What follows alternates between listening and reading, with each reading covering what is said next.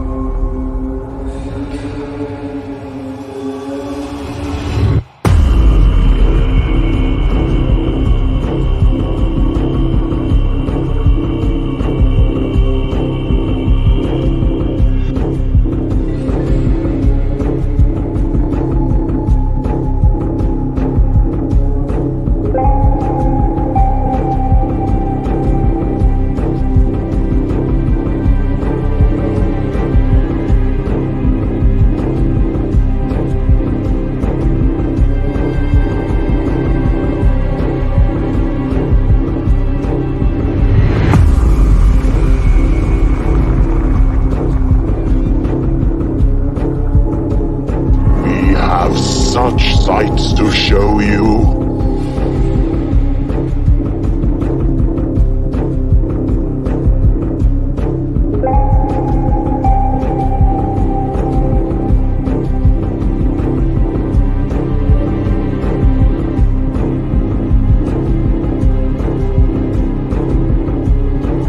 We'll tear your soul apart.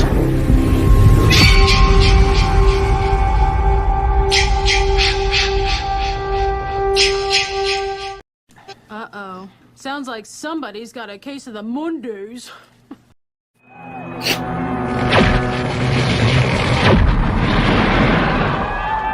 Rock and roll!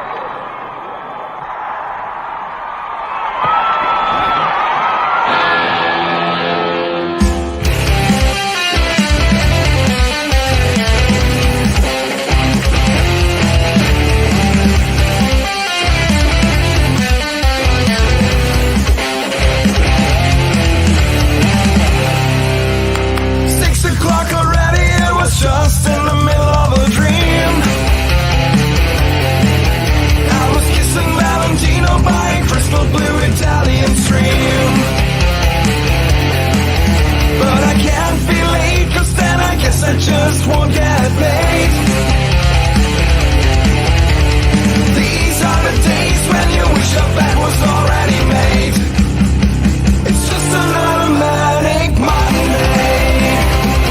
I wish it was Sunday, 'cause that's my fun day.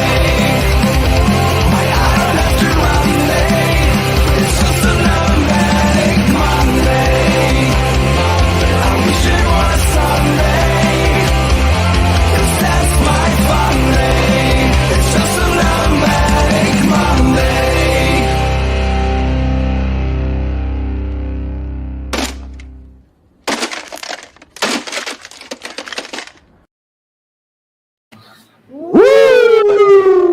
Yeah! Death Crew Society on the air. It's Monday Maniacs. How is everybody doing out there? Thank you so much for joining us. We've got a good one tonight, man. We've got Italian movies, the best, the top 5 Italian horror movies of all time, maybe. And in addition to that, the insanely talented Angelo Mariano, the artist responsible for some of these nightmares directly behind me, is going to join us, and he's going to share some of his stuff. He's going to show us shit in his studio. We're going to get a whole face full of some great oil-painted horror, and it's coming up just a little bit later. But before we get into all that, Crank, why don't you do the business, and you're so good at it, and roll right through and tell them what's what. Oh, okay. Well, crap. I wasn't ready for that yet. Hey, gang. Yeah, you did kind of surprise me. I thought you were going to go on with a couple other things there for a little bit, but all right, fair enough. Hey, thanks for tuning in. This is Death Curse Society. Want to first off invite you guys to subscribe. Hit us over on Facebook, Instagram, Twitter. You can find us on YouTube and subscribe there, and also on Twitch. We are new on there, so we don't have many followers there. Help us out if you have a Twitch account. Also, you can become a member. We have Camp Counselor available for $3 a month, Crazy Ralph for $10 a month, and The Final Girl or Guy for $25. Sorry, Colonel, I didn't mean to whack you in the head there with that, but it happens every time. It fucking hurt. How you boys doing? Good. How was the week? Over here in Michigan, everything is reversed. We've got more cases of COVID breaking out than ever before. Yeah. So the whole plan to send the boy back to school, that's off. All that's fuck it all, man. We're back to just masks, and the vaccinations continue. But yeah, that's what's happening around here. How about you guys? Yeah. We're fine so far. I mean, we've got cases coming up, but not too bad so far. Not like this. How about you? Yeah. Dude, it doesn't matter because, as you guys can tell, and you're probably going to see tonight, tree mating season is in full fucking effect, and I'm dying over here. So this is going to be fun. Right. The Colonel did not do a big bag of crack right before the show. He is actually suffering from allergies. It's legit. And, let's hope the Claritin kicks in soon. Yes. We can only hope. All right. It doesn't, it's going to fucking suck. We got Ick in the house. We've got James in the house. We've got Dave in the house. We've got Luke in the house. Dave, we got a special treat for you coming up real soon. Dave, you're not going to believe this. I've been laughing for 5 days. This is funny. You're going to like this one. And thank you. And Luke, thanks for tuning in. We know you're probably in lockdown at your house again. Some bad shit going on up in Minnesota. So yep. Stay safe, brother. Good luck to you up there, man. Tyrone's here. Dudes. Who else we got? Whoops. Everything just jumped. Oh, there it is. Yeah, BK's got his pizza and the beer. Let's do this. We doing it, man. Let's do this. Zachary Mo Johnson. Woo! Is here. Tanya's here. And I think that Patricia is here too. Hey, guys. Yes, hello, Patricia. Welcome. Yeah. God damn it. Welcome. Kara's here. Chris Faze is here. Woo! And everyone, welcome, guys. Gosh, who likes Italian horror, man? Mm-hmm. Well, why don't we pop the Dave thing on them real quick, just so we can get that out of the way, and then we have some material for the rest of the show. Now, we talked. I think we went over this a little bit. I don't know if it was on the regular show, if it was here on Monday, but we kind of talked about watching. It was here on Monday, old 80s cartoons and shit like that, and. It got me to looking around at different ones, and I finally went like, oh yeah, the Thundercats came up, and I was like, I couldn't remember the song too straight. I wanted to see it again, and so yeah, here's the Thundercats theme, but maybe not the way you remembered it.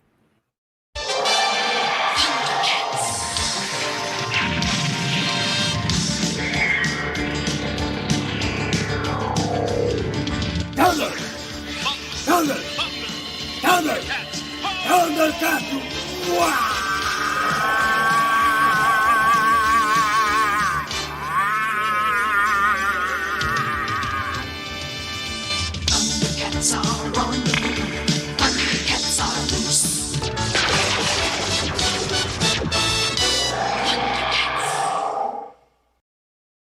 I think that cat was called Wino.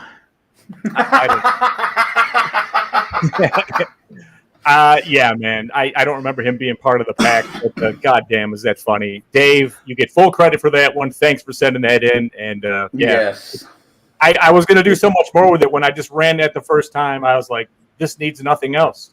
It's fine the way it is. And we love this guy. This is our new hero. Oh, I think he's going to become our mascot tonight because he can fill in wherever. He can. He can. It's fine. Well, we're waiting.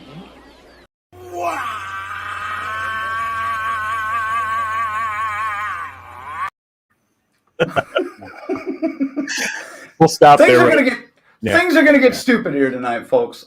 Let me finish up a couple of things here. Don't forget to visit our website, deathcursesociety.com, where you can visit our store, check out a bunch of things on there. You can become a member at deathcursesociety.com as well. You get some cool perks. We got some free shirts going out to our members here in just a couple of weeks. Stay tuned for that. Speaking of our current members, I want to thank those right now. Our final guys and girls, Mr. Chris Faze, Lorena Faze, Christy Hart-Hoy, Luke Knutson, and Tyrone Swigert. Thank you guys for supporting us. You are going to get some cool shit in the mail real soon from us. It's coming. Shit. Me too, but I can't spoil the surprise just yet. Oh, geez. So even though that's two things I plugged that nobody knows. Yeah, you kind of did. You kind of did. And I did mention that we do have a new piece of merch in the store right now. And we put a little video together for you about it. So we're just going to drop this right now because we're really excited about this. Hope you guys are too. Check this out.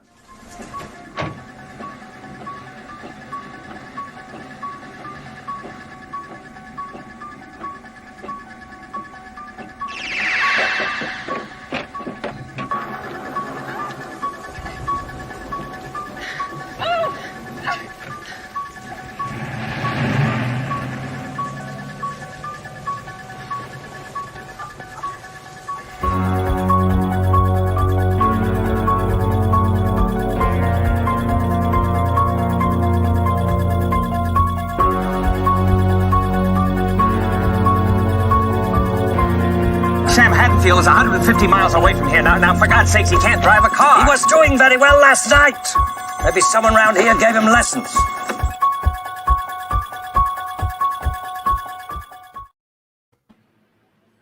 That's it. That's the new shirt available exclusively from deathcursesociety.com. You can pick yours up right now. A few of you, some of the members that got advance notice of it already have. Thank you. It's a beautiful piece of art, man.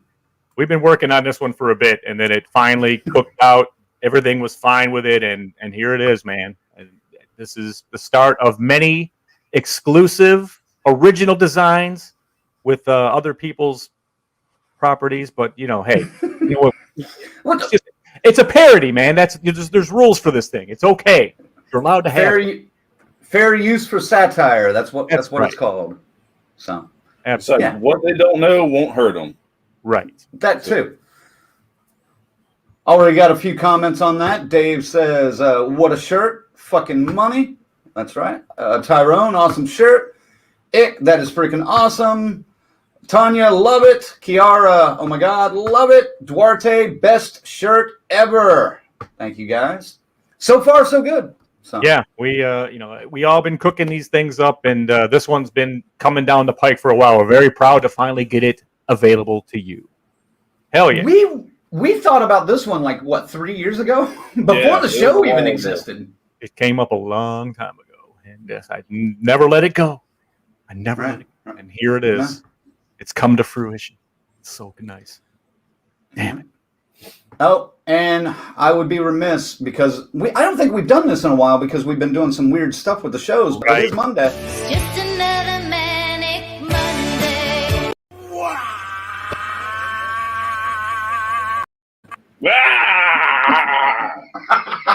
I hate that song. There it is. It works for everything. Yeah, we'll have Angelo in here in a little bit. Who gets to start the top 5 list first? And don't forget, if you're watching, make sure to put your top 5 Italian horror films together and send them in. We'll list those off as well. Who's first tonight? Is it me or Colonel? Oh boy. I figured me and Zag did most of the talking last week if you want to go first, but if not, I can go first. It's not like Italian horror is my speciality. So not really mine either. Not an expert. Yeah. I don't think any of us could call ourselves experts on Italian horror, but I do like and know what I like. So that is what it is. And I'm sure you guys probably approach it the same way. It'll be fine. You know, and you might even learn something you haven't seen before. Like I was actually getting into one that our guest dropped on me a couple hours ago, and I was digging it, man. It was pretty good. But we'll let him tell you what it is. Yep, exactly. So Crank or Colonel, who is it? Fuck it, I'll go. Go, Colonel. I'm a useless fucking tonight anyway. All right. Again, not my area of expertise. I don't even have I could have come with some honorable mentions, but I would have been at like 6, maybe 7 films total. I said, fuck it, I'm just going to do 5. So coming in at number 5, very controversial film for its day, and even today, Cannibal Holocaust. Oh, you got it. Sorry, buddy. Go ahead. So, yeah, I mean, what there's not to say about Cannibal Holocaust hasn't been said already. Hell, we even talked about this movie before. I believe under our top 5 found footage films. Mm-hmm. So short, sweet, to the point. Coming in at number 4, Demons. Yes. I'm so mad that I did not get a chance to bid on the Demons replica mask that Joe Bob did, because that fucker was going for over $2,000. And you don't need that kind of money. But I'll be honest, it's been many years since I've seen this film, so I really can't dive too deep into it. So fuck it. We're going to what I enjoy. I got like 10 minutes. So coming in at number 3, you can call it Zombie 2, you can call it Zombie Flesh Eaters. I prefer to call it Zombie because it is not a sequel.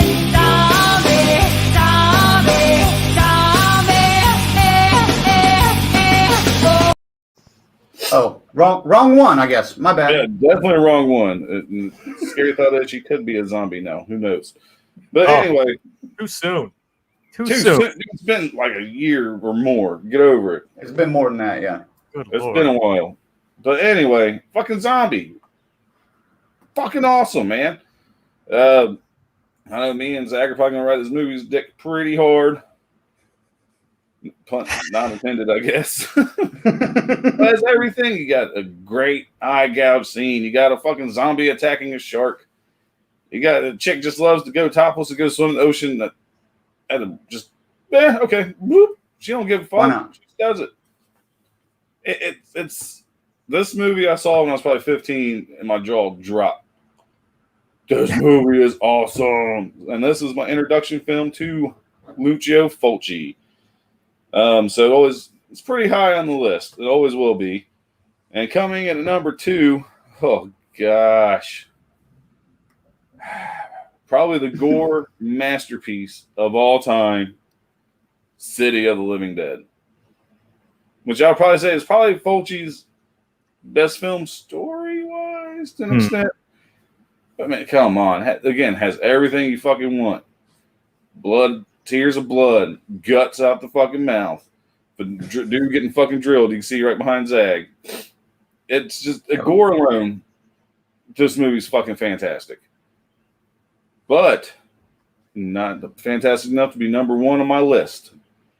Number 1 on my list, the first Fulci film to really grab me by the heartstrings, balls, whatever you want to say. I don't care. Hold on. Could be both. I could have got to reach around. It doesn't matter. The Beyond. This fucking movie, man. This fucking movie is awesome. From the shitty tarantulas. Yes, fuck you. Fuck you. We all know what you're wearing. All right. And it just... Come on, man. The dude gets fucking hung on the wall and acid thrown on him at the beginning of the fucking film. Like I said, I'll admit City of the Living Dead is the better movie story-wise, but I don't give a fuck. The Beyond is way beyond any other Italian horror film on my list. And yes, unfortunately for everybody else, Fulci's kind of like the only Italian director I've actually went out and watched his shit. No Argento, as he noticed. I just don't care for his films. Yes. No Baba. That's it. Again, Yeah, it's Italian horror. I try to give you guys a good list, but I just kind of stuck with the ones I know and love. Colonel, That's fine. listen.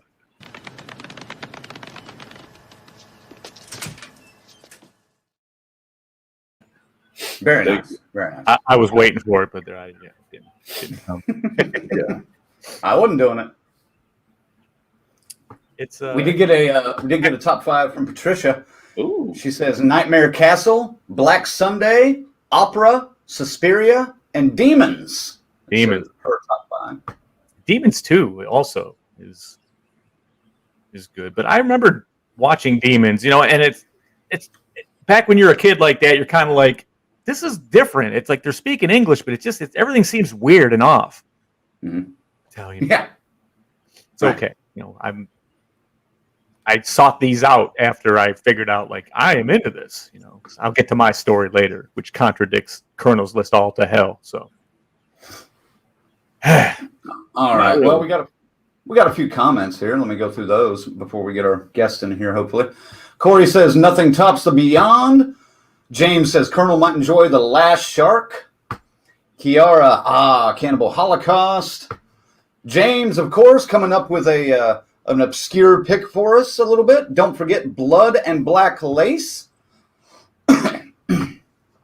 Patricia says, I'll send you guys a link later to a guy who makes amazing horror mask, Demons mask included.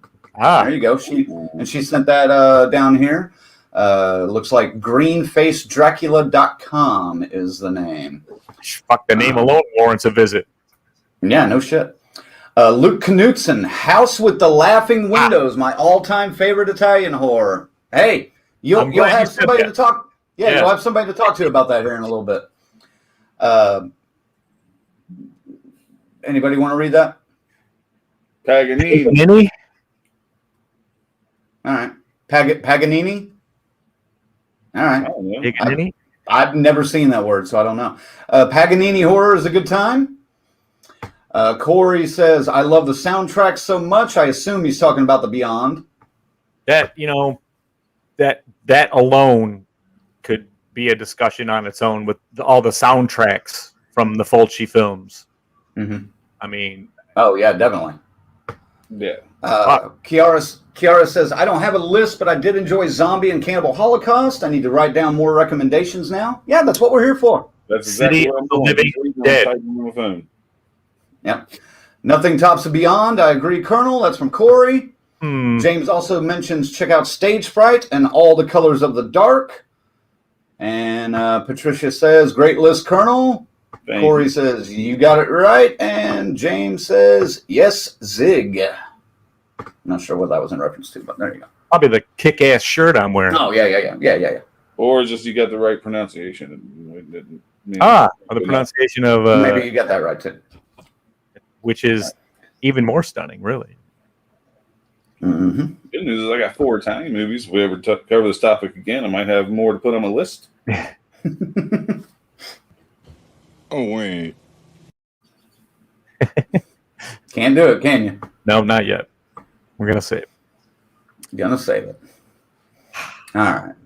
What else do we have to talk about? I should have dragged that out a little bit longer, but as you guys, like I said, I'm just not going to be... I'm not O'Neill tonight. I'm not even the Colonel. I'm the Cuh. Oh, no. He's the Cuh. Yeah. I could probably knock my list out real quick if you wanted me to, because I've only got 5. 5 basically on mine. Yeah, we got about 5 minutes before our guest arrives, so... Yeah, I'll go ahead and get mine out of the way, because I'd rather spend most of the rest of the hour talking to him and then wrapping it up with your list and everything. So sure. Yeah, he's going to show us some shit he's working on. I mean, this is going to go pretty good, I think, once he gets in here. Yeah. New stuff. All right. So my number 5 starts with the Fulci. My number 5 is the Beyond. Sorry, gang. Yeah, I'm just going to rattle through these because these guys know a little bit more about it, and then our guest that will come in a little bit later, he'll know a hell of a lot more. Number 4 for me, A Bay of Blood. I just watched this again recently, and I had completely forgotten a lot of this movie, but I remembered it after I had watched it, and yeah, fun movie.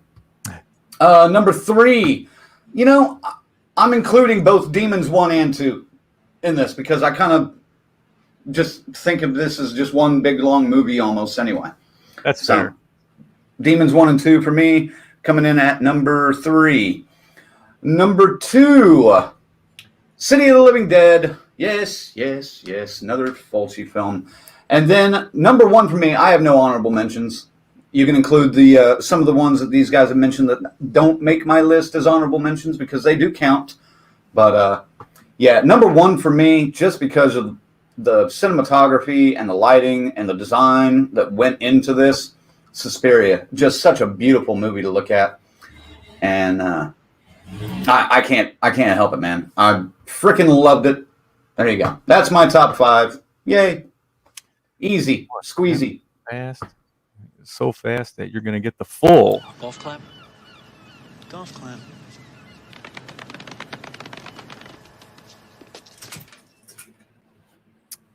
Just wonderful. Good list. A lot of love for Fulci. Oh, yeah. The Beyond at the bottom. Won't you, you had the tribute, too.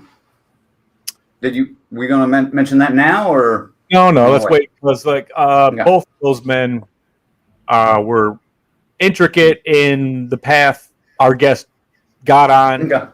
So let's wait. And they mean a lot to him. And I could tell he wanted to express his feelings about that, too. So, gotcha. If you didn't know, we lost a couple of Titans. We can mention it at least.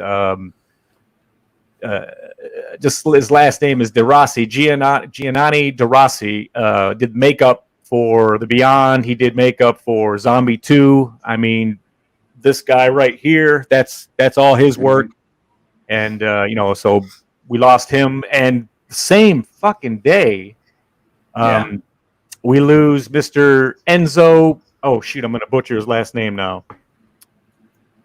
Darn it. Hold on a second. I want to get this right. God damn it, Ziggy. Well, while you're getting that right, if we're showing off shirts, I got to show. This is why my list came from. That's all Fulci. There. Show off. You got the shirt. I got that one too, motherfucker. I know you do.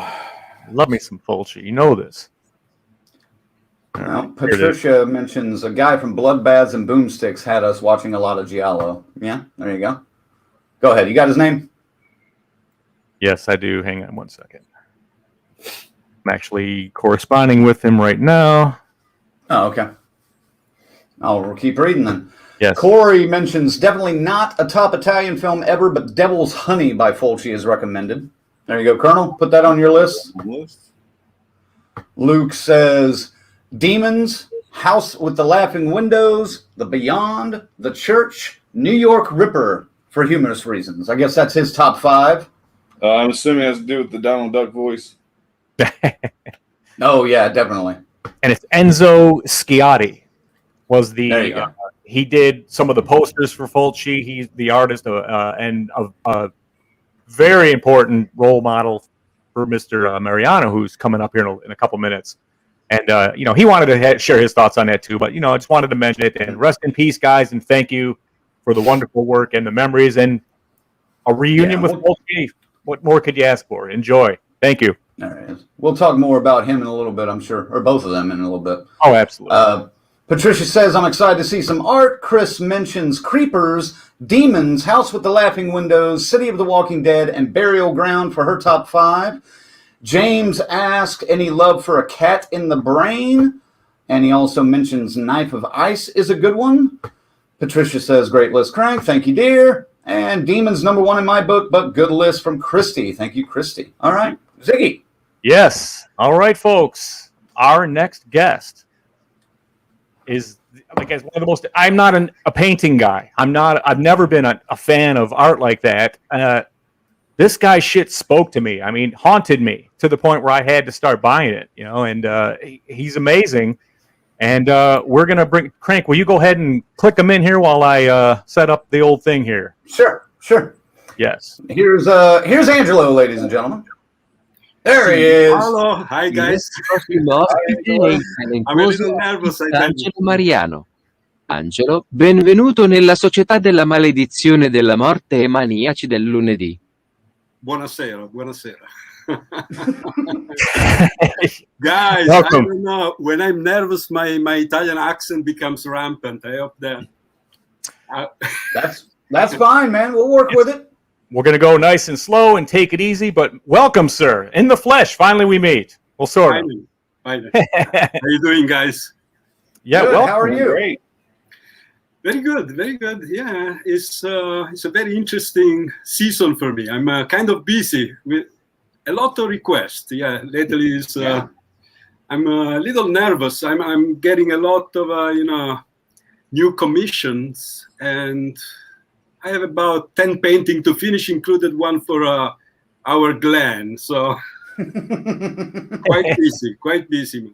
I can't wait. In fact, we will be, when I get to my list later, I will show the clip from the film that he is actually painting, the scene he is painting for me, because that particular scene is what put me on the road where I'm at as far as the fan I am of horror and why. Like, Fulci separated everything for me. Like, after seeing this, my head was so blown out. I was like, I needed to seek out the heavier, the gorier, the bloodier to meet up with this, you know. I mean, and it's this scene, and we'll share that a little bit later. We'll show everybody. Fantastic. So, well, shoot, while we're talking here, in fact, I'm going to do this. We are going to run a nice little video behind. We're going to keep talking and take a look at some of Angelo's works here while we're going. So, Angelo, here is some of your stuff, sir. Thank you, man. Yes. And then I'll start asking questions. Yeah, hit him with a question. Mm-hmm. So, here is Fulci, the master, right there. Yeah, this is a portrait that I did, and actually is at Antonella Fulci's home now. The daughter of Fulci, yes. Yeah, we are in good contact, and here you can see the feast, right, with a all-you-can-eat banquet. See that one? I can actually pause this too, so we can. Yeah, that one back there. I went back and forth on that one quite a bit, and then somebody swooped in and bought it. So it's all right though. I tell you, Glenn, I saw so many times the scene just to get the right mood, just to remember what is all the subtlety of the scene, and I cried all the time with this scene. I don't know why, it really hits me a lot. And I spoke with the daughter of Fulci, and she said the same thing. It's so Italian in some way. There is all kind of old stuff getting here, like Dante with his Inferno, all that. Very, very religious. Yeah, it's really...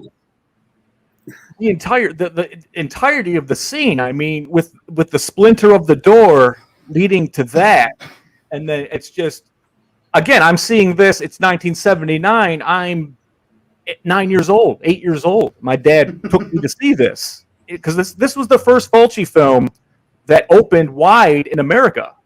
First one. Nothing came over here before, at least not in my world, my 9-year-old world. Nothing had come into this, and it was the magazine, the horror magazine, Fangoria. They started running these pictures, and then the commercial started, and my dad was like, "Yeah, let's go." He was a big fan, and this one again, unforgettable. But when it comes to City of the Living Dead, for me, that's the one that really blows me away. Yeah, continue on with the program here. Okay, and I'll get you a question. When did you realize, Angelo, that you had this gift, this talent for creating like you do? Well, I always, as a kid, I was not so much a good student, but I was always drawing in class and making some, also some kind of dirty stuff on my friend's diary. Back then, they were very popular, the superhero from Japan. So I was reinventing them, making them a little more splattery, a little more vulgar sometimes. And I had a lot of requests in the class. Then the teacher started to notice and asked me to get involved in all those posters for school events. And there was some crazy competition when I was about 14, where we had to paint some scene from Jesus movies, and I happened to win a prize with a big Jesus carrying the cross. And Nice. So, what age do you think? What age was that when you won that? Yeah, I started around 10. 10? And I didn't have much support from my father because he didn't see it as something, they could have led a work. So he was a little hostile at the beginning when I decided to get involved with the art school. But I always did, mostly watercolor, drawing, bullshitting, on friends' t-shirt and stuff. Yeah, I always like it. Wonderful. Yeah, I can understand Dad not wanting, it's a risky endeavor, I would think, to get involved. Just probably much like a musician, an artist going, hey, we're going to go and start a band and we're going to make $1 million and hit the road. It doesn't happen all that often, right? Italy is very conservative. I had also that kind of a comparison always with the old master. In Italy, when we think about art, we always go back to Leonardo, Caravaggio. So if you do something that is too modern, people usually don't see you seriously. And I could have never make it as an artist probably in that set, very conservative, very traditional, channeling in human, figure and all that classic thing. So, yeah. I had to stop the video right here, of course, because this is another one that I saw, and I had thought Angelo had sold this one already, and to my delight, he informed me it was still available. So, it took me about 1 day to go, hey, just how much would that, and he's like, okay, and then here he is up on the wall now. So yeah. Actually, Leonardo Radice, the actor, he liked it a lot. Yeah, he wrote me some nice comment about it. They're accepting my friend request because I got the picture up on my board. So you know what I mean? So I'm actually friends with him and what's her name? Oh goodness, I'm blanking now. With Cormio. Yes. Daniela, yeah, she's a big fan also. Also Silvia, Colatina, the little girl from House by the Cemetery. Yes. Speaking of, let's go to the beyond. Yes, here we go. Let me get the next question here. Cinzia also, she's one of the supporter. And this guy also, actually, the actor Ottaviano Dell'Acqua, he wrote to me. He was very moved because I made another painting where I put this guy and the other zombie, the big zombie that you see in New York. They actually never met in the set. They never met. There it is. Right. And the guy was very, very, moved because he said, you finally brought me back with the actor because I never met him on the set. I like this, reunion in your painting. So it was kind of emotional when we... I liked it. I mean, this is a total mashup of this. This is ridiculous, but it's beautiful at the same time. I love it. And that's the thing. It's not just me. I was never an art fan like this, but seeing what you do and the scenes you bring to life and the particular scenes you choose are what are so just stunning to me. And I mean, look at this. Thanks, man. Wow. This was actually a commission from one of my big collectors in San Diego. So Tom, he really encouraged me a lot. He bought like 5 or 6 of my painting. Oh wow! See, he knows now I like the splatter stuff. So I'm at 5 and counting. So Tom, I'm coming for you, buddy. Here's another one right here. I'm surrounded of many things. Then, if you want to be bored a little bit, I have many. Yes, we're going to show you maybe some stuff from your studio too. Once we run through this, let me get to my next question, sir. Oh, look at this one. This guy is in Germany. Yeah, it was this German guy that was very excited. And there's the actual poster, City of the Living Dead, folks. Yes. Now this one I am particular to, but I kind of like the one that's coming my way a little bit more. Oh, this there's was a the shark. commission. This was a commission for England, for Johnny and Sharon. They like the shark. Oh, yeah. Get back a little bit there. I mean, and you nailed the shark, too. It's the perfect color. Yeah, Unbelievable. I use different sources all the time, so I look at so many shark video and shark photo before I got the right one. I didn't like the shot that we had from the movie, so I rearranged. I like the woman also in the back to put some Italian spice, I'm putting the arrow in a special place so we don't get kicked off the air. Okay. Whoops. It's fine. I mean, this stuff it's just brilliant. Hey, we've had a couple of people just commenting about the artwork that we're showing and we're talking about, so I want to throw this link out there to Angelo's website. It's angelomarianoart.com. The link is in the comments. You guys can click on that and go visit his website. Contact him. He is happy to take a commission from you and do whatever you like. So thank you so much. Thank you. Yeah, sure. Try to get you some sales while we're on here tonight. Yeah, it's never bad, right? Oh no, of course. Yeah, he does he doesn't do just Italian stuff. He's a fan of horror, and but he's an artist. This man can bring it out, and that's what I want to ask you. Yeah. What was it? Where were you when you kind of said, "Hey, this horror thing is pretty good. I like it." As a kid, seeing a movie, what movie was it that turned you on to the horror genre? I was about 14.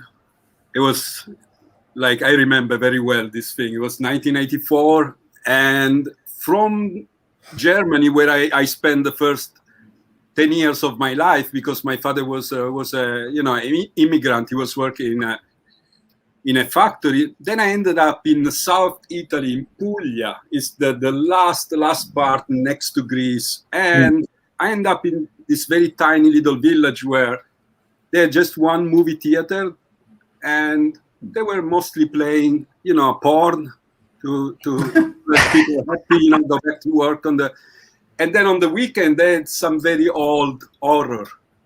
And I was 14, I remember, and I went to see the Mountain of the Cannibal God, Sergio Martino. And I stayed for all 3 shows up to almost 1 o'clock, because there was Ursula Andress at the last scene. They was completely naked, and they were this cannibal. They were, spreading this sauce on her, and I had to see that scene 3 times, really to. So I went home. I got beat by my father, but I was hooked. I liked the genre. There was that mix of scare and spice that I liked. Oh yes. I know what you mean. Then I ended up going another, I think 2 weeks after, and finally I saw the real, the revelation. It was Evil Dead, the first one. Oh, wow. And speaking of Evil Dead, I mean, this is another one that I missed on this one.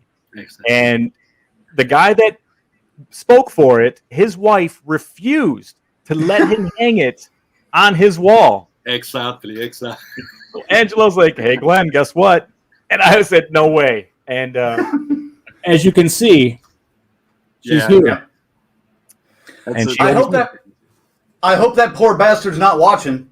Oh, hey, if he is, sir, I'd like to thank your wife from my heart. Thank you. Yeah. That's funny, right? Oh, absolutely. But what a happy ending. Anyway, you know what? Something about the Evil Dead. I was in this deserted theater. It was a weekend. There was just 1 or 2 guys, and I went all the way up on the balcony, and I was very, very close. I remember by myself with this sheet that was moving. There was all the theater. It was very bad shape. When I saw Cheryl in the basement, in the cellar, screaming, from the trapdoor, and I was very, very close. I was like maybe 10 feet away from this huge screen with this screaming, and I remember I started to run. I went downstairs. I went close to a couple. I was so freaking scared. Yeah, I was 14, and the theater was creepy. It was very deserted. You had to go outside to pee, and it was all, full of junk and stuff. So that was the revelation when I saw the God of horror, and I got really hooked. I'm telling you, I mean, Evil Dead, same thing. I was in it's an okay theater, but our theater used to, for $1.25, you'd get 2 movies and popcorn, and you had to buy your own soda, of course. Right. But man, I caught Evil Dead at one of these, and it was another one of those in a different way, like the way it affected me, like Fulci did. But I mean, I knew I liked Sam Raimi's style at that point. I was like, oh yes, this is something I can't get enough. It was scary. It's to this day that movie is still scary. I'm a good friend with Tom Sullivan. Sorry, Glenn.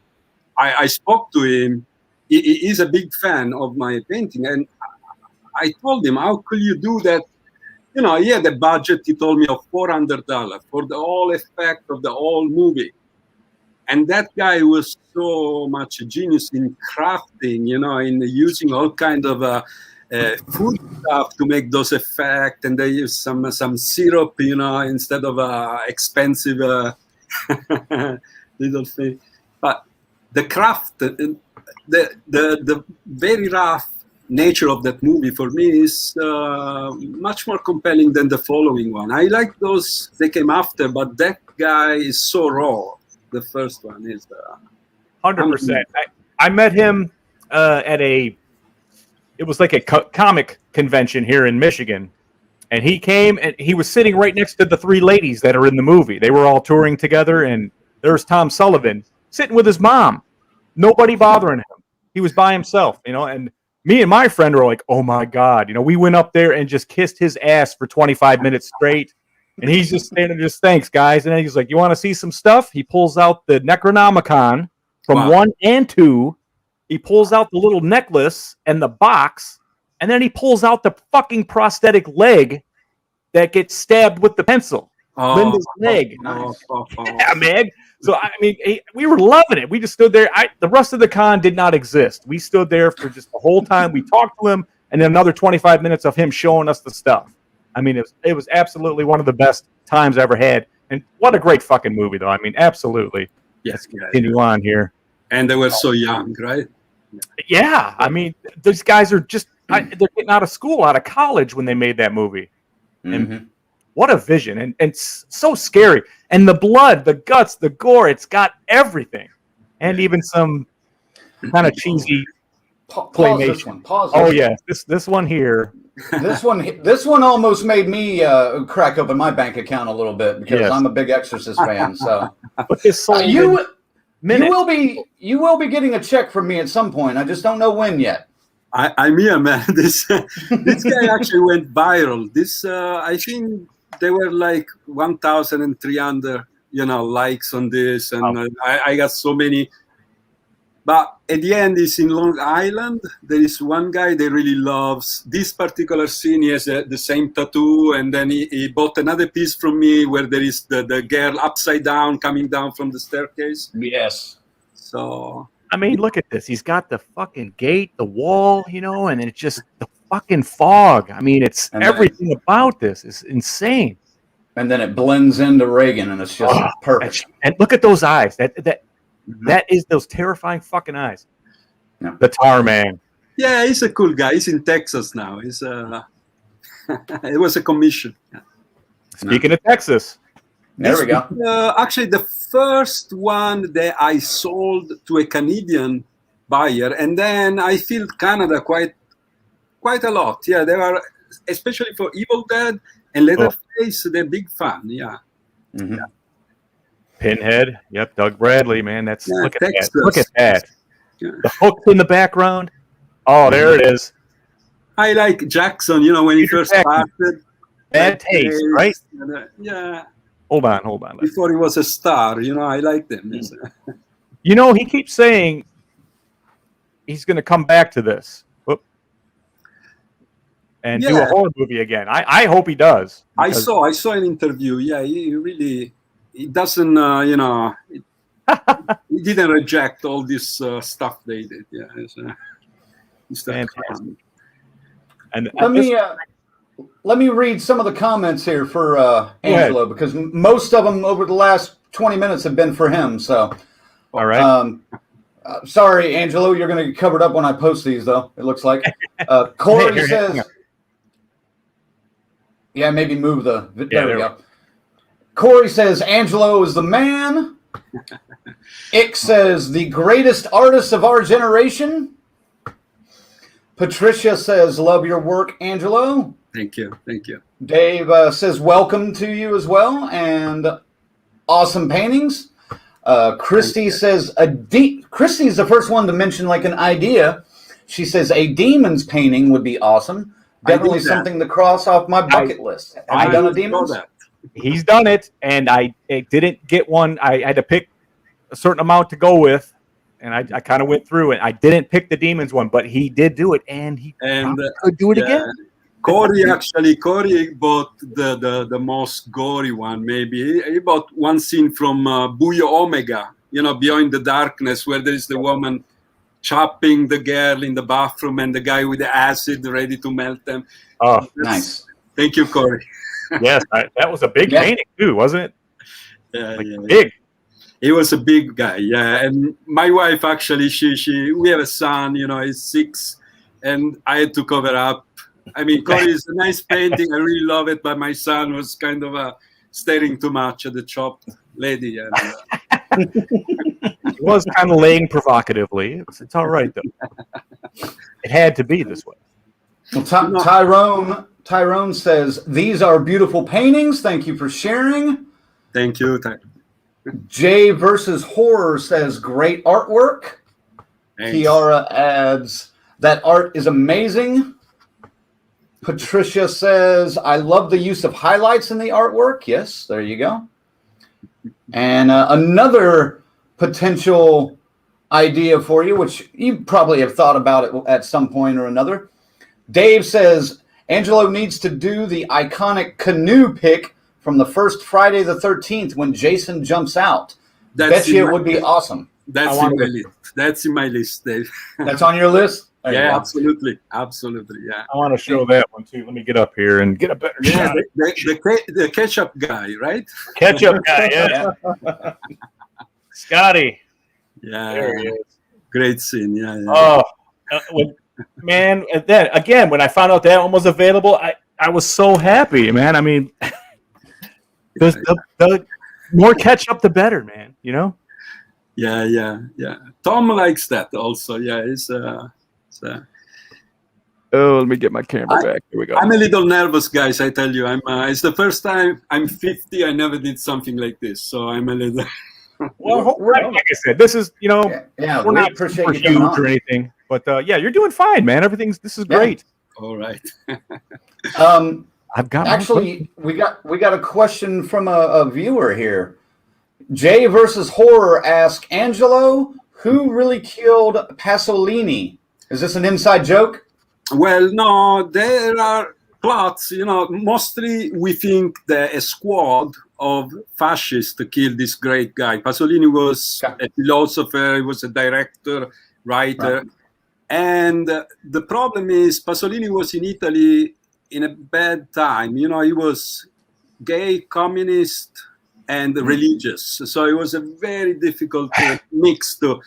So finally, he got killed on a deserted beach, but there was some idea that the fascist did it. He was very, very, abrasive with fascism in Italy. Movie where, there was a movie where the Nazi is called Salò.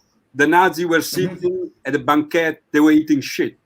So that was and graphically, they were actually eating turds, in a big tray. And so Pasolini was, I think the fascists did it. He offended somebody. Yeah. I think. Trifecta. Well, this was the guy that got run over. Am I correct? No, he was burned. He was killed with stone and then burned on Ostia. It's a beach next to Rome. He was hooked by a guy that pretended, they want to have an affair with him, and then he was assaulted by a squad. That's what. Yeah, and Okay. burned. Yeah. All right. Well, Jay versus horror. I hope that answers your question. I love Pasolini, by the way. Yeah, I love his work. Yeah. Get in there, Ziggy. How many more you got? With the No, I'm good Are for we now. good? I can catch up here in a little bit. Oh, there you go. Wait a minute. John says, I want the Freddy painting. I don't know if that one's available, Angelo. Yeah, it's still here, actually. Ah. Just write me a message and it will be yours. Oh, baby. That's simple, too. I mean, for the right price, though, Hutch. Yeah, it's a small guy. It's not that aggressive price-wise. It's a... Listen. No, talking about that, guys, honestly, I started as an abstract painter. And I did sell painting up to 10,000 each. I mean, I'm not, a kid that just came out. And I used to have all these edge found guys from New York, like very famous, there is this Bill Ackman is like one of my collector. And they used to buy very large stuff, like up to 12 feet, 8 feet. That was my standard. I used to have a big studio. And I used to love the subway with all the rust at the tunnel. So I was actually using sometimes real dust of metal and then put some acid and make some rust effect. They were dark, but they were very into the abstract expressionism kind of style. Franz Klein, de Kooning, those were my heroes. And I was in this place, the Art Student League, where Jackson Pollock used to be, a student, nice. Norman Rockwell. So the wife of one of this rich guy was taking anonymously. She was taking class. She was very rich, but she didn't want to be bothered.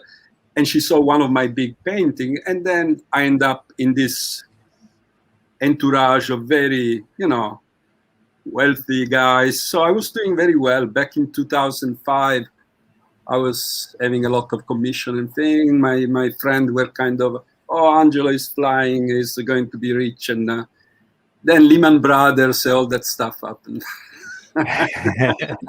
Nice. And they stopped buying. Well, it was a nice ride. Yeah.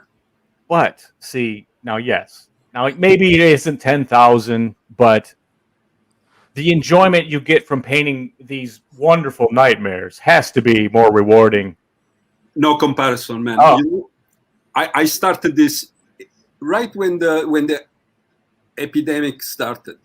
I was not laid off, but I kind of got in a bad spot with my college position as a teacher. So my wife convinced me to give up the teaching, and I didn't have to commute anymore. So really, my wife, she's an artist as well. She's a sculptor, and but now Yuko is a full-time mother, so she kind of plays and she's from Japan. She also likes Fulci. She likes all these old Japanese demons, and she used to make huge, big sculpture, life-size. So anyway, she convinced me, and I did paint House by the Cemetery as a joke a couple of years before, in 2019, the poster, the one. Yes. And I just put it away. Then during the pandemic, I decided to make a letterface, a little portrait. That it was actually he's in the dark, kind of vulnerable. And then just as a game, I put them on Facebook, just, as a joke. Well, House by the Cemetery was bought by Tom, this guy that is buying a lot of my stuff in. And Letterface also was bought by another guy, big fan of, Texas. So these two guys bought it, and then I never considered, that people were going to take it seriously. And honestly, I'm new in all this thing where you guys look to me very well grounded, a little nerdish, everything about any movie, I'm a new guy. I was doing abstract, then I was doing landscape. They sent me to France with a scholarship for 1 year just to paint, have a show at the end. So I was doing little landscape, like in a place where Cézanne used to be, Van Gogh. We had to see all this stuff. And this thing, I just did it for fun. But once I realized that people actually like it and they take it seriously, I start to, and once my wife insisted, you should really consider this. Maybe it can be, you know, before you hit the ground, you're 50, you know, a kid, you can start taking this seriously. So Nice. I started, I made a page, I think in April. My page was done in April, right at the beginning of this, you know, all shit that happened. And then people start to respond. I start to see, you know, something that happened in America. It doesn't happen so much in my place. I can say something now. If there are some Italian listening, I'm sorry, guys, but Italians are fucking cheap, you know, guys. They don't. I mean, I sold painting to everyone. I sold the painting to Japan, Australia, but Italians fucking, they don't buy so much. They you know, when I first came in America, I tell you one story. I came in America and I was a guest of a far cousin of my father in Long Island, in a very tiny little place. So I didn't know what to do, and I started to make some watercolor of the houses that were around. And my cousin said, you should knock at the door. Maybe they will buy them. So I did. And people just went crazy. They started to buy me. Like quite, they were 100. I like, put my dog also. Yeah, I was sitting in front of people's houses, you know, and they knew me. I was in this tiny little place called Smithtown in the middle of Long Island. So at the end, I saw a big hotel and I say, wow, this place is fancy, it's nice. I made a little larger. I put the frame. I went inside the hotel and there was the owner. He was from Sicily. And I told him, I did this thing, it's framed, this hotel. Oh, that's very nice. And I said, if you want it, I asked 120 because there was the frame. All the family, they bought it right away. This guy, very, very rich. He was thinking, from Sicily, yeah? And he said, let's do this. I give you $20. You make a copy, a photocopy, and you keep the change. I mean, the only one, he was my paisano, you know, the only one that didn't buy it. And this has been since then, even if they come here, if they kind of, you know, might spend of other stuff, you know, the big car, the boobs to, you know, inflate for the, but no art. No. It's funny, man, you know, because I say it over and over again. I'm not an art collector, you know, that's not me. But I came across your stuff in on that Fulci page, that Fulci Lives on Facebook. That's the first time I saw a couple of them, and I was just like, "Holy shit!" You know, look at this guy's got it. He's nailed it. He's got it. You know, and I just, I swear to God, quite an honor. So I brought you in the art market. That's great. Yeah, you turned it because I was going like, you know, I didn't even like whatever. I'm sure they're out of my price range. They're just too fucking cool, you know. So. But I couldn't fucking sleep. I was like, I gotta know. I gotta ask. You know, and we started talking, you know, and then we started talking about what we liked in horror and stuff. And then when I mentioned City of the Living Dead, you were like, hold on a second, and throws Bob up on the screen. I just went, oh shit. You know, but we'd already agreed to do the zombie. You were just starting to work on that one. And I wanted. You know, Fulci is something else for me. Is I ended up, I was in Bologna as a student. I was studying philosophy in Bologna and watched all the horror, you know, but I was a bad guy. We were copying everything. We didn't buy original back then, so I didn't do a good, you know. All right.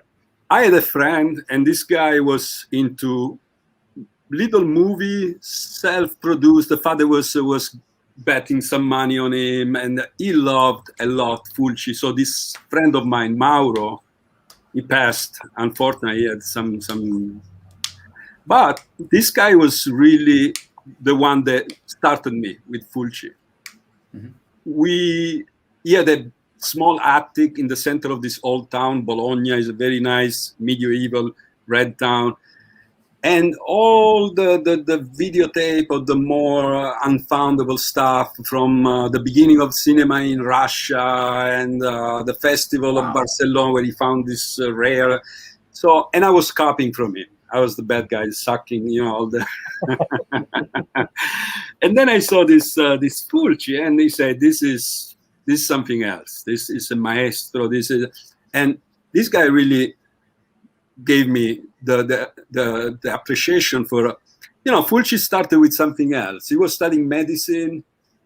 He was, going to be a surgeon. And then he just, I don't know, it's one of those people that has the natural vision. It's not a trained one. I like, once I was talking with the daughter, and he's really like an artisan of cinema. It's not the big guy with a big budget with all the support. No, he's really crafty. I just think he was so ahead of his time. The stuff he was bringing out and the way he got it and caught it. My best way to describe City of the Living Dead, it's a nightmare caught on film. That's the way I perceive it. And to me, and that one to me, I think they shot that in Atlanta, Georgia, of all places too. And everything, the way he shot the fog, the bridges, everything he uses, it's terrifying. And he was driving down the street. Everything was done in poverty. He didn't have big, I like everything. I like also those fake spiders, I like the fake bat on the house of it. Everything is so crafty. I respect it. I don't care about, there are some superficial sometimes opinion like, the special effects suck. The guy jumping from the roof at the end, in Don't Touch Duckling, it looks fake. No, that is not important. It's the vision. It's not that polished special effect made in a fucking green room, with the guy hanging. No, that guy was something else. He was a real artisan. He worked with poor, mean, and he was very, very surreal, evocative. He touched the spine for me. I cry sometimes when I see, the ending of The Beyond, or and the music of Fritzi. God, that's every single day I'm listening, the music of Fritzi when I want to get in the zone. I can imagine that setting the fucking mood while you're getting the brushes out, having that behind you. Woo, boy. Absolutely. I cry sometimes, I tell you. It's stupid, but yeah. Let me hit a couple more comments here because we have a couple of other questions from viewers. Tyrone asked, Angelo, how long does it take from conception to the masterpiece you create? Great question. Thank you for the masterpiece. I show you something. I'm working on a piece that is the Nosferatu piece. And I've been thinking about this guy it's not finished, it's just a start, okay? Wow. So I've been thinking for this guy for about 4 months, when finally, like 2 weeks ago, I felt a click. Where to put the shadow? I like the shadow a lot. Gorgeous. I like the hand, but I didn't like the hand that I found, so I put my own hand taped with some, with some duct tape to make the ending. And I like the eyes, but not so much the color of that. So everything clicks sometime, even after a few months. I really waited 4 months before I said, now I can do this guy. And you know what happened to this guy? Once he clicked, I painted for 4 hours. I took a snap. I put it online. After 1 hour, was sold. Yeah. It's so funny. It's incredible. But I waited the right moment because I never start a painting if everything is not really convincing in my mind. I'm very picky. I used to be an abstract painter, and mostly for me are the shape, the abstract shape. I don't care about is an eye, is an hand. If the shape, that tension of dark and light and everything is good, it's strong. I used to have a very, very good teacher at the Art Students League. And he used to project slides.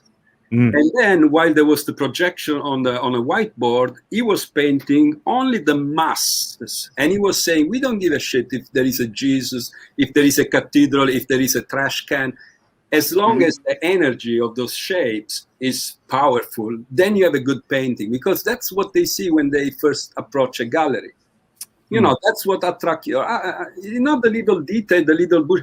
I really I cannot stand those guys that buy all those tiny, soft little brush and they blend. They bore me. And they ain't sitting down, you know, and they with the something to hold the hand. I don't like that. I like the brush stroke. You know, the Kooning was my hero. That guy is rough. William de Kooning, you know, it was about gesture. So you have to let your eye blend the whole thing. You have to keep those brush stroke, those mark, those direction. Otherwise, if you explain everything and you put all this polished little thing, for me it's boring. I like the energy. A little. Some people don't like my stuff. They say they're a little rough. They look a little unpolished. That's what I like. I don't want to feel the energy. You know? I say the naysayers can say what they will. There he is. We lost the Colonel for a second. Hey, Patricia had another question too. So Patricia says, Angelo, do you work with other mediums? And if so, what do you use? I started as a printmaker. I was doing etching, and I was using a very strange technique called sugar lift. So I was using sugar, and we mixed the sugar with ink, and we had to draw on plate of copper. I was using very big. It was the time when everything has to be huge, and I was painting things always that were industrial stuff from New York, like water towers, tunnel of the subway, and using brown, dark color. And then you were putting some tar on the top of the drawing, putting in the hot water. The tar will melt only where the sugar was pushing away. And then you had this, you know, drawing, but because the sugar was coming out in a weird way, they were all kind of patterned. Then we used to put the resin on top, and there was something called aqua tint. You put the resin, you put on a hot plate, then you put acid, the other stuff, and you print plates. So I used to do etching. I was a master sugar lift in this etching studio for 5 years. Then I went in France. I was actually in that scholarship in Provence for 1 year where I started to use oil. So I used oil on my own without anybody telling me what to do. And I was doing landscape with a crazy guy from California at night, at day, everywhere on the mountain, in the city, and watercolor in between. I had also a very, very interesting guy from China that was my mentor. And he was using this huge, big goat brush called hake brush. And he was doing also cityscapes in an abstract way, going against the transparent watercolor, make them dark. So I would say etching, watercolor, oil. And now oil is my... Nice. I love oil. It's my passion. So what was, let's say, the longest you've spent on one particular painting? And then the second part of that question, have you ever had a painting you just never could finish, where you just went, you know what, it's just not working, and just threw it away? Some painting took me long, like even 2 years. I had some painting left. Wow. You know, there is an interesting thing when you don't see something for a long time and then it looks like something else. I had a painting that I really hated. I really was upset, and I was putting layer and layer and layer, but I didn't want to give up, you know. Then finally, I used to have a big studio in Harlem, so I had a lot of space. I just put it away in another room, and it was... After a couple of years, I was doing big cleaning. I found this guy again. I put it upside down. I signed it. A guy bought it for $7,000. So just to say, what happened is sometimes, you know, sometimes it's not just the painting is finished. It's also if it clicks, you know, you can see the same thing. You know what is the curse for us? I was painting in the studio up to 2 o'clock, 3 o'clock, and big problem, you know, with the family because sometimes I was forgetting to go back for and then I was so excited. Wow, I'm doing a masterpiece. Wow, I'm going to break this guy. The day after I saw the same thing, I said, shit, really fucking shit. This is terrible. This is And I just went, I destroyed it. There is something liberating when you cut or you pierce, and I did a lot. Yeah, I did the first, and then I got addicted. I say I rather kill it and start a new one rather than keep wasting time and energy and supplies. They supplies are not cheap, guys. Right. Art supplies are. So Now, you mentioned some mentors earlier, and I wanted to touch on this because yesterday we had a couple of losses from this world that gives so much to us. Mr. Gianetto De Rossi and Enzo Sciatti, is that how you say it? Ciotti. Shotty. Yeah, Way. they both are. I mean, I can say they both are my inspiration. The guy with the special effect, of course. I painted I painted zombie. Sorry, man, but that's not the only one, right? Oh, it's okay, man. I love mine with the bloody afterbite. That's what makes it special. Yeah, it's a very botanical also, right? It's with Yes. the calm. Yeah, I love it. Believe me, I had to have it. I like that, and I like a lot the artist. I mean, his poster are what brought me also, to love this art. I really like those old-fashioned hand-painted posters, and yes, and they have to be very, very good also, those guys, because they really have to catch, with one strong statement, the attention for the people to go to watch the movies. Yes. They better than classical painters sometimes in terms of composition, in terms of, really hitting your face with that nice contrast. And so he was a fantastic guy. Somebody they knew him personally said that he was very, very modest as a person, and so the artist, and Antonella Fulci actually got a portrait of herself made by him, and as a gift. Yeah, he was a very sweet man, very modest, and a real master. Yeah, and they died on the same day, both of them. So bizarre. I mean, I can imagine the party sitting with Fulci now and laughing and having some stories and everything. Must be amazing, Yeah. But, drinking some vino. We just wanted to recognize. Yeah, we definitely wanted to recognize them here from Death Curse Society. Rest in peace, and their works will live forever. Yeah. Kind of like Angelo here. That's where we're heading with. No, actually, I got a very nice compliment. I really have to thank, the daughter of Fulci. She wrote me very nice stuff, and she said, "With your painting, you really are honoring, the memory of my father." Mm-hmm. And she's a great supporter. Really, it's incredible how much she has been, giving me a big drive to keep doing this. So, well, I mean, that was the fact that you painted that portrait of Fulci and then just sent it off to her. Here, that was the right place to be. She will. She said, "I feel I'm watched now," because she put it right in their living room. So it's. I mean, it's fucking him. It absolutely is looking at you for sure. Yeah. It was an important piece. Yeah, I was doing it very religiously. I was, I work at many painting at the same time. I have like 30 painting going at the same time. Oh wow! And I need to feel the mood for the right guy and the right time of the day, because I work from morning to night. My wife gave me this freedom. I work about 14 hours every day. I'm crazy. She sounds wonderful and supportive. That's what you need to make it here. Like very much. She's great. Yeah. She's great. Yeah. Yuka is from Japan. Yeah. She came here when she was about 18.